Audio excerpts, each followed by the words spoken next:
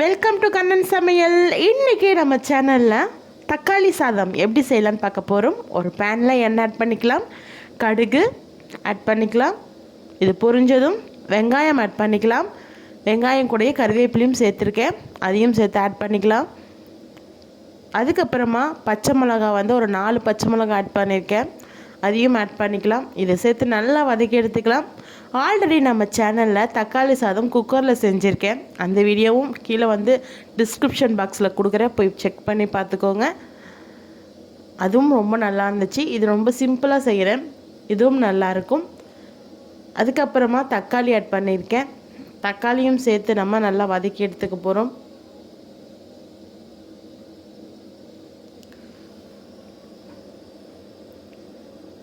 தக்காளி வதங்கும் போதே நம்ம கொஞ்சமாக மஞ்சத்தூள் ஆட் பண்ணிக்கலாம். மஞ்சத்தூளும் போட்டு நம்ம நல்லா வதக்கி எடுத்துக்கலாம்.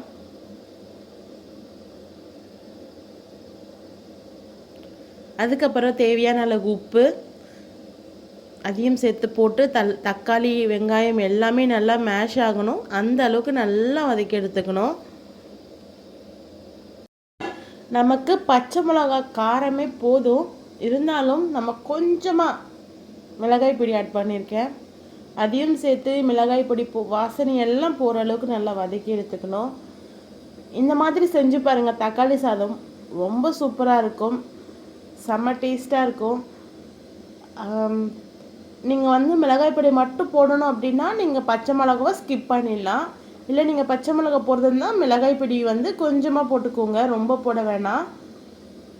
இப்போது நல்லா வதங்கிடுச்சு, எண்ணெயெல்லாம் பிரிஞ்சு வந்துடுச்சு. இப்போ நம்ம சாதத்தை ஆட் பண்ணிக்கலாம், ஆற வச்ச சாதத்தை ஆட் பண்ணிக்கலாம். நான் பசங்களுக்கு லஞ்ச் பாக்ஸ்க்காக தான் இப்போ நான் ரெடி பண்ணிகிட்ருக்கேன்.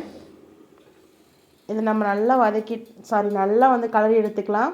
பாருங்கள், சாப்பாடு எல்லாம் சூப்பராக கலரியாச்சு, பார்க்கவே சூப்பராக இருக்குது, டேஸ்ட்டும் அல்டிமேட் தான். கண்டிப்பாக நீங்களும் இந்த மெத்தடில் தக்காளி சாதம் செஞ்சு பாருங்கள், ரொம்ப சூப்பராக இருக்கும். நம்ம சேனலில் குக்கரில் செய்கிற தக்காளி சாதமும் இருக்குது, அதையும் போய் பாருங்கள், அதுவும் நல்லாயிருக்கும். அடுத்தடுத்த வீடியோவில் வேறு ஒரு வீடியோவில் நான் சந்திக்கிறேன். மீண்டும் சந்திப்போம். நோயின்றி வாழ்வோம், நலமாக வாழ்வோம். மறக்காமல் லைக் பண்ணுங்கள் ஃப்ரெண்ட்ஸ்.